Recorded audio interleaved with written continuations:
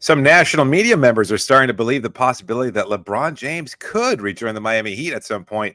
We'll tell you what Zach Lowe and Bill Simmons had to say before we draft some of the worst villains in Heat history on today's episode of Locked On Heat.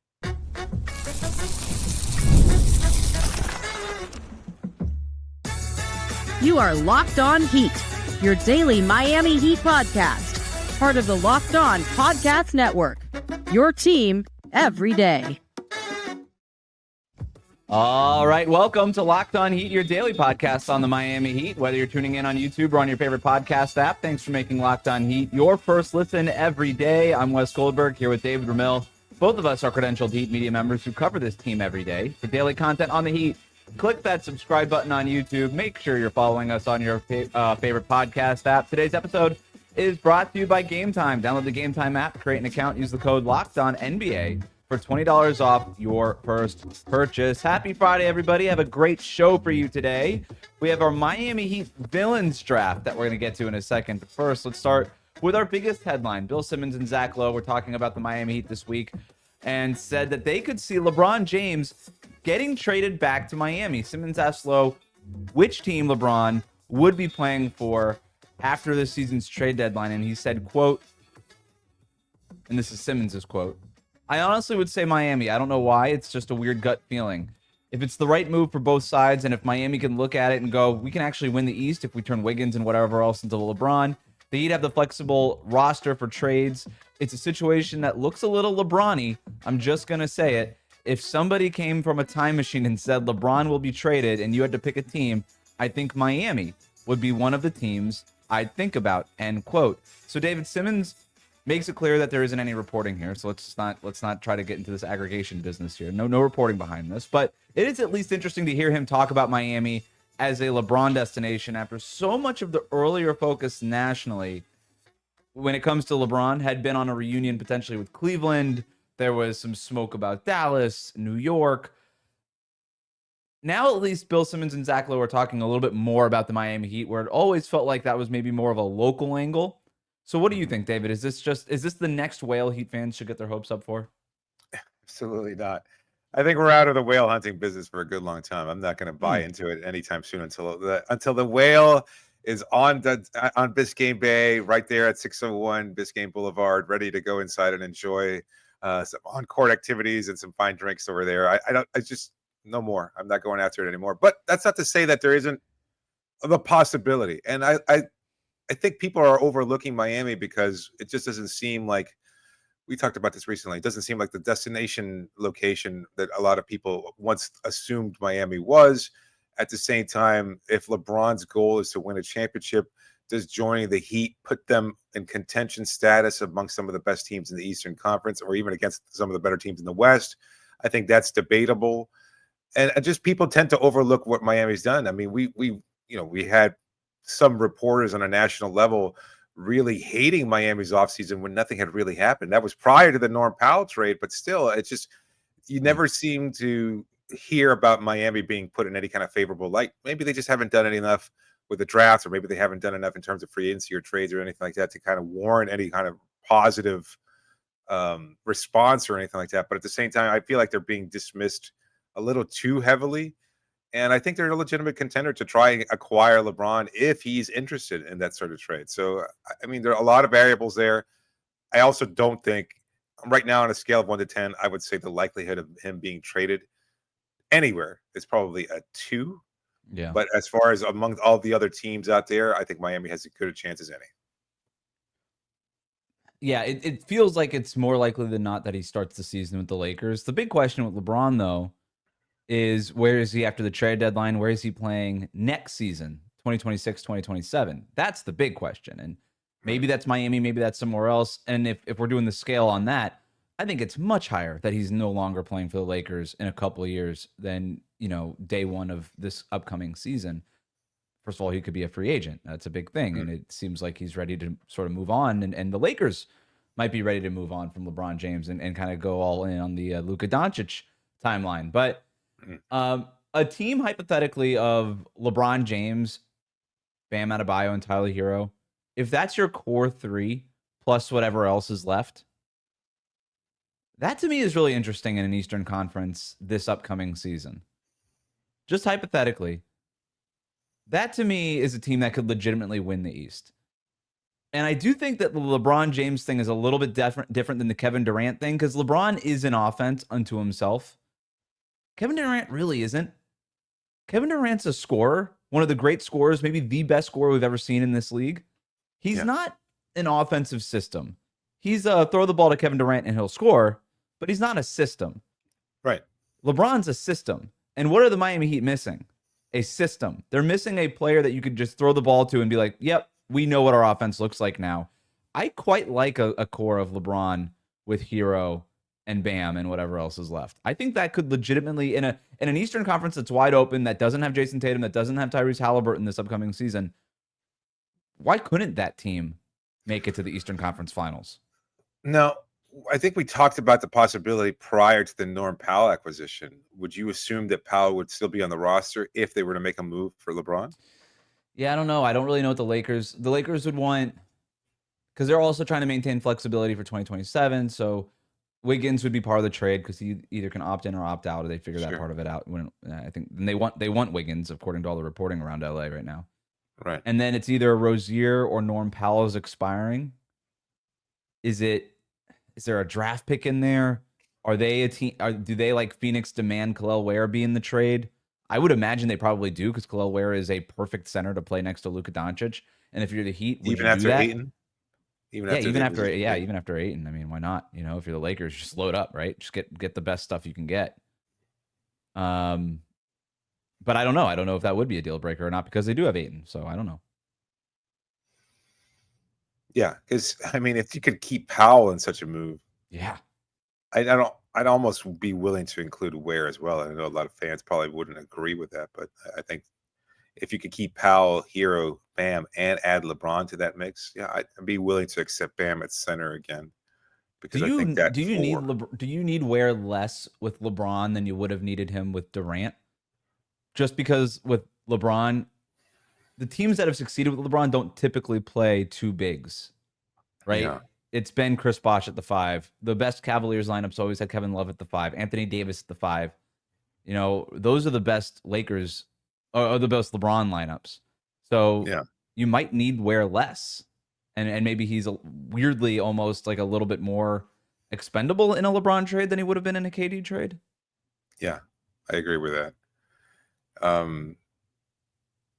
And I think that 4, again, that's enough. That really would put you in.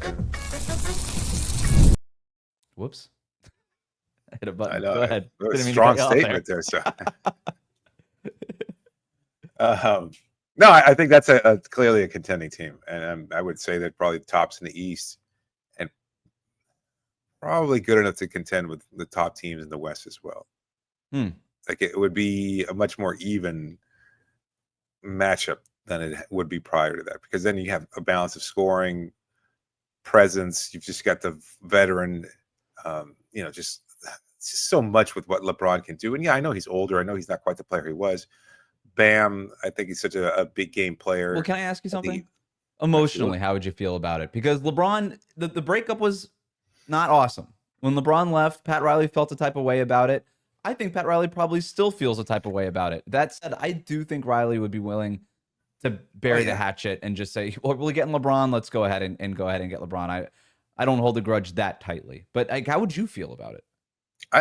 I'd be more than happy with it, to be honest with you. I think I've come to grips with what I felt in 2014. In all fairness, we were just, at least for me, I was just basically starting off, dipping my toes into this media landscape of covering the team and stuff like that. In 2014, I was still very much emotionally invested in how things were playing out. And while I can't just say that I'm completely divested of it. I think I'm still a little bit more even-tempered. But 2014 stung just because, he had been welcomed by Miami.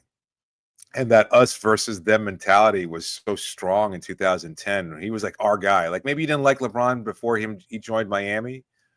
And then once he joined Miami, he chose us. We're like, okay, we're going to take care of him. He's our son now, screw Akron, screw Cleveland, et cetera, whatever. And so you kind of welcome him there. And then, you felt protective of him for 4 years. And then once he leaves, you're kind of bitter by it. So I totally understand that. But I think enough water has passed under the bridge now where you say it would be a good reunion, and it kind of feels a little right there. And I think it would propel Miami again into contention. So from an on-court perspective, I'd love it. From an off-court perspective, it would be fantastic. And I think a lot of Heat fans would eventually get over it once they see again how good a player he is, even at this stage in his career. I was never bitter when he left. Certainly not as bitter as the most. Obviously, I felt that type of way about it. I was sad. Sure, no, I know. But I didn't turn on him the way it felt like a lot of Heat fans turned on him and started calling him LeBum and whatever, quitter and all these things, right? Yeah. I was very grateful for the 4 years because you said he chose us. He had no reason to choose Miami other than the fact that he was able to use Miami. And maybe Heat fans felt used in a way. I'm like, fine, I don't care. Use us. It was a great 4 years. Like, that was a lot of fun.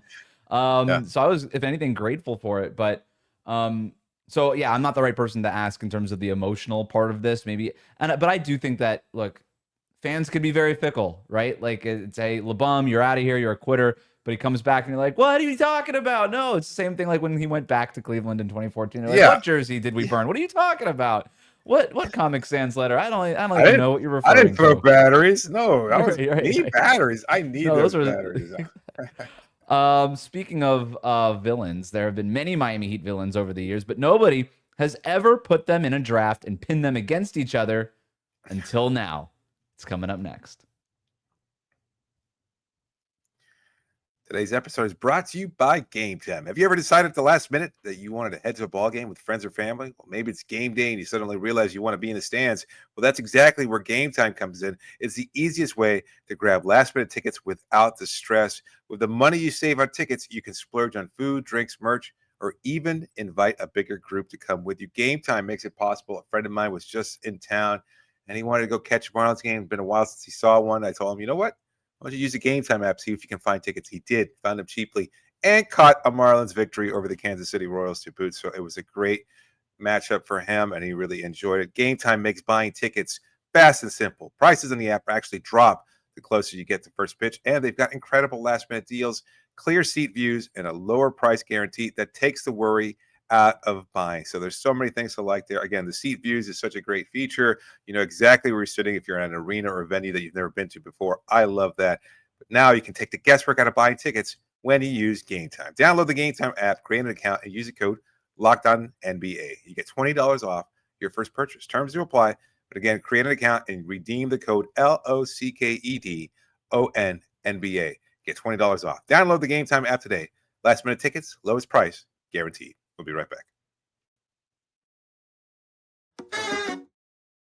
Let us know what you think in the comments. Should the Miami Heat trade for LeBron James? Would you welcome LeBron James back in Miami? Is this a whale worth chasing, or are we just spinning our wheels here? Thanks for making Locked On Heat your first listen every day. It is Friday, which means it's time for our weekly draft. We're doing a Miami Heat villains draft. The premise is that we draft the biggest villains in Heat history. It could be teams, players, coaches, owners, refs, even moments within Heat history. Everything's on the table. We get 5 picks each. As we do it with all of our drafts, we're going to flip a coin for the first pick. David, call it in the air. Tails. It's heads. I get the first pick. Nice. I'm going Paul Pierce with my number 1 pick. Paul Pierce. I think he is the greatest Heat villain of all time. Not only as a player who was always just on the rival Boston Celtics and just was basically a mascot for that Celtics team, but even more so post-career, just always in his up and down media career, always finding a way to throw shots at the Heat, drive-bys, barbs, whatever. He compares himself to the greatest Heat player of all time, and Dwayne Wade says he was better than Dwayne Wade, that if he had played with LeBron, that he would have won as many championships, totally ignoring the fact that he also played with a big 3 with Kevin Garnett and Ray Allen. Just ignores that part of his own history. Talks about how, like, just a million, he just always throwing those shots. He was a villain on the court. He's a villain off the court.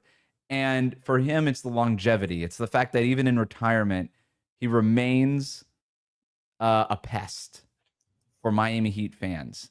And so he's just like this omnipresent Miami Heat villain. It's the only credit I will ever give Paul Pierce, is he's my number 1 pick in the Miami Heat villain draft. an interesting call. I would not have thought of that because to me, it's almost like I just tend to dismiss him so completely, especially in his post-career or comments. Like he's ridiculous. He's a hater, Yeah. and as such, I don't even know that I think of him as just with actual vitriol.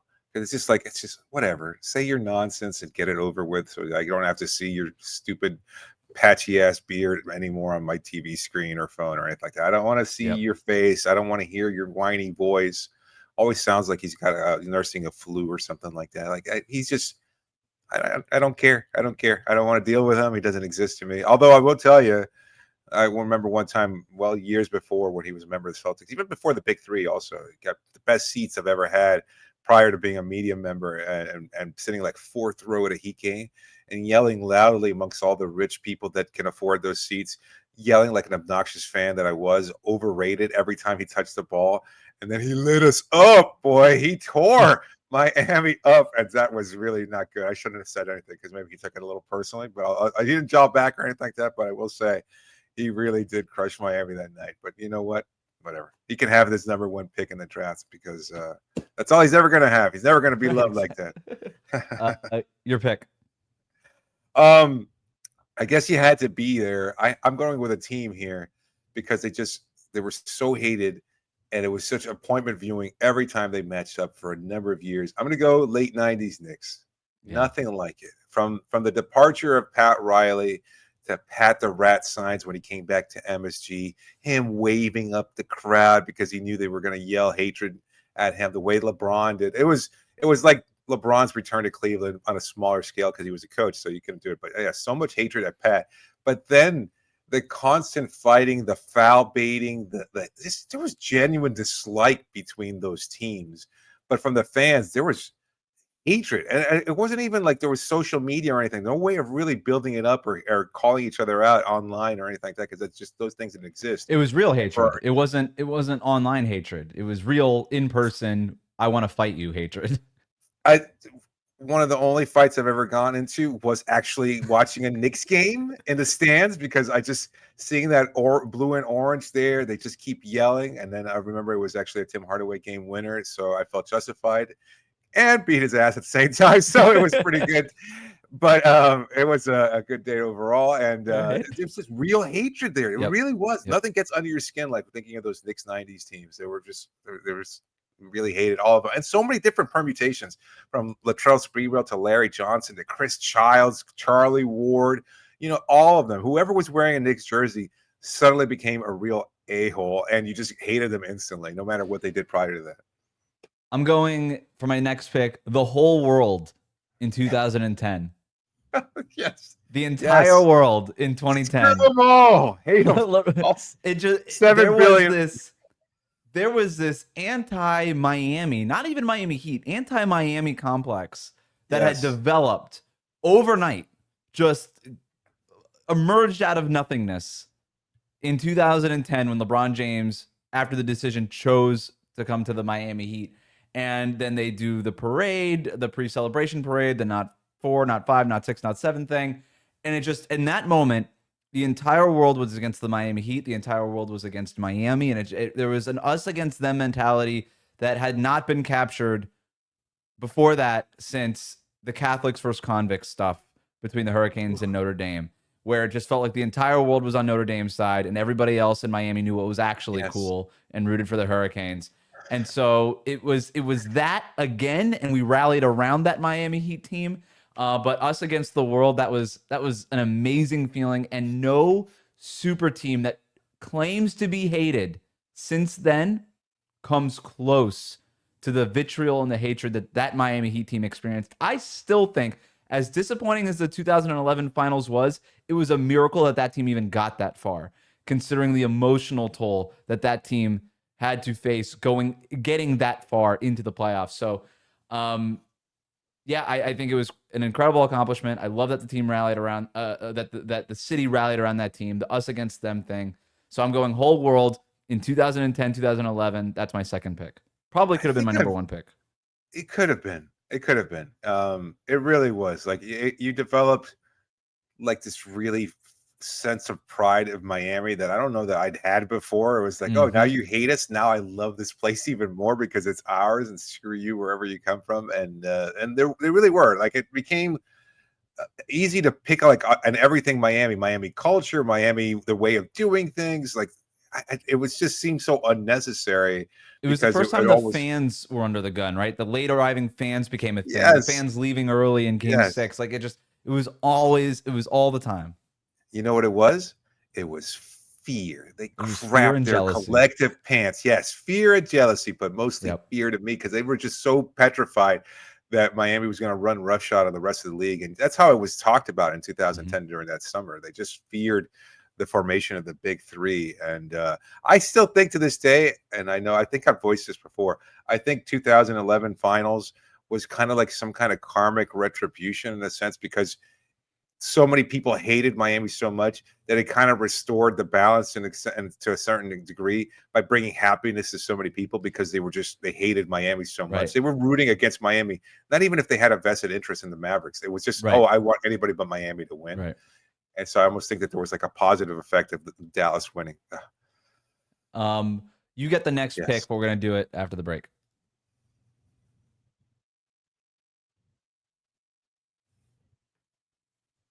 All right, I want to get through a few more of these, so let's go a little bit quickly. Your next pick, David. The Jimmy Butler era Boston Celtics. Again. Okay, so you confused me with the wording there, but okay, the Boston Celtics that faced Jimmy Butler era. Yes. Okay. So many different versions of that. Again, from the bubble to Derek White. This is kind of cheating. You're picking multiple teams here. You picked like multiple Knicks teams. You picked multiple Celtics teams. Okay, let me ask you a question there. Of all the Boston Celtics that you wanted to punch the most, which one was the most punchable to you? Because it almost feels like Jason Tatum's stupid. Yeah. No. This is the era that I'm particularly talking about, because I think they're much more villainous even than the KG-led Celtics. Oh, I would, because that team just wasn't very good. So no, because they were. I mean, look, they're y'all a bunch of actresses. I mean, shout out Quentin Richardson for calling out KG that way, and Paul Pierce. Rajon Rondo. Sure, there was tension there. Those teams. Come on, Rondo, Garnett, Pierce. Those people actually had personalities. I don't hate these Celtics, man. I never did, and maybe that's part of just being in the media space more now. But like, Tatum doesn't have a personality. There's nothing there to hate. He's just an empty vessel of basketball. That's what you hate about it. That's what I hate about it. It's like, shut your stupid, empty, expressionless face. You and your permanently 2-year-old son. He doesn't do anything. He goes out there and just shoots the basketball. That's all he does. How is he hateable? Because he's just, I don't know. He's just there. Hey, man, he really is. He is the definition of just there. He's really good at being just there, but he is the definition of just there. I disagree maybe wholeheartedly. Right. Those KG, Pierce, Rondo, Knicks, Celtics teams were way more hateable. Exclude Pierce. Kendrick Perkins was on a couple of those teams. Yes. Yeah. Exclude Pierce, who's the most punchable Celtic other than Pierce. Clearly Pierce of all time. Well, of that era, between the Big Three era there, or even the Jimmy Butler. I'd have to think about it. I always loved Garnett because he was from. I think it's Rondo, right? It might be Rondo. Googly-eyed alien face Rondo, he never wished anybody to get hurt. I don't know that Dwayne actually hurt him or broke his arm, but on purpose, I wasn't too upset about it. I'll be honest with you. I didn't mind. All right, so you're going these. So you're going these past Celtics, though. I get it. There was some great battles. They were great villains. That's a good pick. All right. I'm gonna go. All right, I got a couple more picks here. Right. I gotta go. Tyler Johnson's 4-year, $50 million contract in 2016. That's a deep cut. What? That's a deep cut. Well, I don't think so, because that directly pushed Dwayne Wade out the door. So specifically, the Heat's front office, Pat Riley, Andy Ellsberg, everybody, the Heat's front office's decision to pay Tyler Johnson and not Dwayne Wade in 2016 is a huge villain in Miami Heat history. It was the first crack in Miami Heat fans' trust of the front office. Like the first real crack there. You could debate the way that Pat Riley kind of trash talked LeBron James in 2014, and I don't think that did anything to make LeBron's mind. I think LeBron's mind was already made up at the time of Pat Riley challenging him at his end of season press conference, but that's arguable. But I think inarguable, the first time that there was a real crack within Heat fans, of a fissure of you're either with the front office or you're against them, was in 2016 when they let Dwayne Wade leave. And I think that is still something that has not been reconciled to this day with some Heat fans, and certainly just with the overall trust of the front office. So I've got that one as my third pick. You know, Johnson was signed after Dwayne left, though, but the response was from Harrison in the front office to give a make good contract for somebody who had busted their hump. Yeah, they ended up matching Brooklyn's offer, which was 4 years, $50 million. So it was bad optics. But I tried to be creative with the Tyler Johnson. Really, it's just Dwayne Wade leaving. That's really what it is. But you can't blame him for it either. I mean, I could blame D Wade a little bit, but I don't blame him for feeling a type of way. I blame the front office could have brought Dwayne Wade back, and that was on them for screwing up that relationship. And they've owned up to it since then. Yeah. My next pick, I've got verticality. Ooh, this is a good one. Roy Hibbert and verticality. Verticality. Like, it just this made up BS rule that was like, sometimes we'll enforce it, sometimes we won't, whatever. It just depends on which referee is out there and how closely they hate the Big Three or how much they hate the Miami Big Three, because those, again, that rivalry, that brought out a lot of vitriol too. By that point, the Celtics had been blown up. You know, KG was in Brooklyn. Jason Terry was dead. You know, it was a completely different. And then all of a sudden, you know, Indiana became like the thorn in Miami's side. They didn't really challenge him all that much, but it felt like more of a challenge. And there was genuine dislike between those two teams there. I know UD has certainly talked about it a lot. There were some tense moments. Dwayne yelling at Spo on the sidelines. Chris Bosh becoming a stretch center almost at the same time during that series, and becoming the big that Miami was looking for, and providing a real punch after going through that abdominal strain that he'd had there. So there were a lot of things that you could look to from those matchups. But yeah, verticality was such a good one, because it was just like, it seemed like it gave them an edge that they didn't really have before, and nobody really understood what the hell verticality was. Never heard the word in my whole life until all of a sudden it became a way of playing and allowed Roy Hibbert to become the defensive monster that he never was at any point prior to or after that. And yeah, he was able to be a real force in the middle. I'm going to go JJ Barea with my next pick. Oh, I feel I don't have to explain that at all. You get the next pick. Rip Hamilton. That's a great pick. That's a little bit more old school. That's a great pick. He crushed the Heat every single time. Going those constant Ray Allen moves around, constant screens, moving around back and forth, like just running around everybody. Nobody could keep up with them, and all those matchups with the Heat. Oh God, just a masterclass of off-ball movement. He kind of made off-ball movement cool. I remember when you would talk about Rip Hamilton, and we used to just talk about his off-ball movement as a thing that was so, it was almost, we talked about Rip Hamilton moving off the ball the way we talk about Steph Curry shooting threes now. We were like, what is he even doing? We've never seen anything like this before. It was huge. I loved Rip Hamilton, but he was a great Miami Heat villain. He didn't make my team, but like Kirk Heinrich was another one that was sort of like, how does he always defended D Wade well? He's talked about it too, though. Like D Wade has talked about it. It was just something that was, from an optics perspective, you knew it was happening, and a player, especially one of Dwayne's caliber, was never going to attest to that. But he said it as much, that Heinrich was always a tough matchup for him, and he really was. I don't know. He just had the strength and the length. Sometimes you just have a guy's number, right? Like you just know where they're moving. You just got to feel for it. But that'll be my honorable mention. Think about your honorable mention. Well, you have another pick after this too, but I do. Wait. I got one pick though. That wasn't my pick. My last pick, we'll just go 5 and 5 here, plus honorable mentions. The air conditioning in San Antonio for Game 1 of the 2014 Finals, the LeBron James cramp game. It just felt like it was all over right there. Like after Game 1 of the 2014 Finals, I just remember the feeling like this did not feel like 2013. This didn't feel like 2012 even. You could just feel everything unraveling. You kind of felt it beforehand, but that really just sort of put the nail in the coffin. And that air conditioning in San Antonio, going out in that San Antonio arena in the middle of nowhere, San Antonio, where it takes 30 minutes to even get an Uber, let alone the wherever it takes you in that town. That one was tough. That game was hard to watch because you could tell how uncomfortable everybody was. Yeah. No, the tension that had been slowly building up all season. And look, I mean, remember that season, like Dwayne was on his maintenance program. Chris Bosh was playing games by himself with the other two big three members kind of taking rest days off. Everybody looked tired. Everybody looked pissed off and cranky all the time. Like 4 years of these teams with that kind of pressure and constantly under that heavily scrutinized microscope, that there was just so much. It was exhausting for them. And clearly it's a testament, honestly, to the Warriors that they've managed to keep this core together for as long as they have, because I don't think I've ever seen it before. Like, I mean, you saw a version of it in San Antonio. Yeah.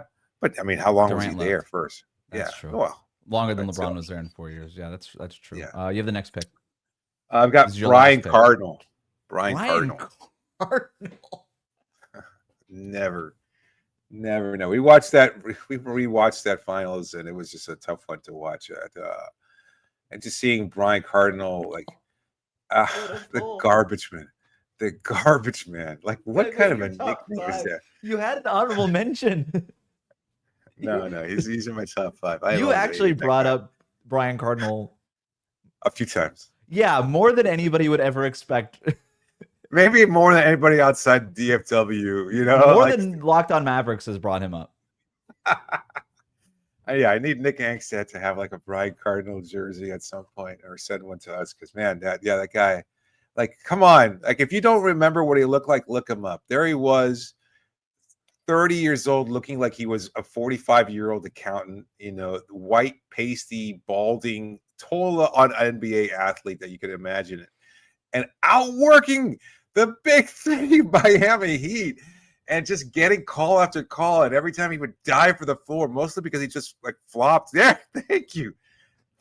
How old is this person? Because I'd say 25 to 50, and I'd be right. And it's okay. He could be any of those. And absolutely, look at him. Body fat percentage in the high 30s. That guy is not an NBA player. And every time he fell over, glue, like like those commercials, he would just fall over, flopping all over himself. He's like, call a foul against Miami. And it was just, you can't hate Dirk. Dirk is Dirk, and he wound up being such a gentleman and towards the end of his career and everything. And yeah, when D Wade and Dirk buried the hatchet, I didn't even have him on my big board. I ended up loving Dirk by the end of it. Yeah. All right, so I got one more. I'm going to throw one more honorable mention in there, and then you got one more honorable mention. So okay. Mine is Lance Stevenson, blowing in LeBron's ear, just the ultimate pest. Just you talk about wanting to punch a guy in the face, that guy. So that's my honorable mention. You get one. Dennis Rodman. Rodman.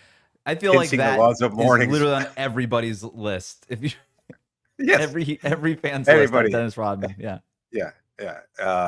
Pinching Alonzo Mourning, making him and Alonzo jawing at him from the sidelines, and then kind of falling apart because Rodman totally got into his head and just really messed him up. And that was when Zoe was like an MVP type caliber player, as well as an all NBA defensive player. And he was just like, those Bulls teams, they broke your spirit in such a way that it's hard to kind of wrap your mind around if you haven't seen them. But yeah, they were tough to watch. Rodman really got to Zoe in a way that nobody else did.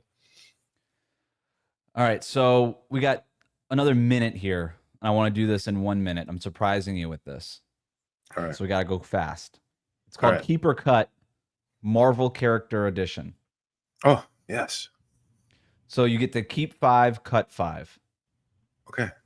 So I'm just going to give you a name, and you got to tell me keep or cut. You don't know what names are coming up. All right? All right. Just give me the name. That's it. Spider-Man. Keep. Venom. Cut. Wolverine. Keep. Black Panther. Cut. The Hulk. Cut. Gambit. Cut. Oof. Deadpool. Keep. What is that, 8 that I gave you already? Yeah, I've got to go 4 cuts and 3 keeps. Magneto. Keep. So you have 1 cut and 1 keep left? Keeps, yeah. Yes. Iron Man. Cut. Star-Lord. Oh, got me on that one. I should have kept Iron Man. Yeah. All right. I guess I'll keep him. I thought you were gonna go Captain America, and to me, that's like Cap is he is the Marvel universe. So that was a tough one. Star-Lord. Yeah, you know what? It's gonna be an interesting. That's your regret. That's the biggest regret you have is Star-Lord for Iron Man. You would have swapped them if you could make a swap. That would have been it. Yeah, I think so. Thanks for making Locked On Heat your first listen today. For your second listen, find the Locked On NBA podcast where there is no offseason. Doug, Matt, and Hayes keep you up to date on contract negotiations, rumors, and everything you need to be the most informed NBA fan. Find Locked On NBA on YouTube or wherever you listen to podcasts. Leave a comment here on Locked On Heat. Make sure you hit that subscribe button. Let us know who are the biggest Heat villains of all time. Do you agree with us? Did we leave somebody out? I know we left a bunch of people out. I had a ton more people on my big board. So leave a comment in the comment section. Let us know what you think. Locked On Heat, part of the Locked On Podcast Network, your team every day.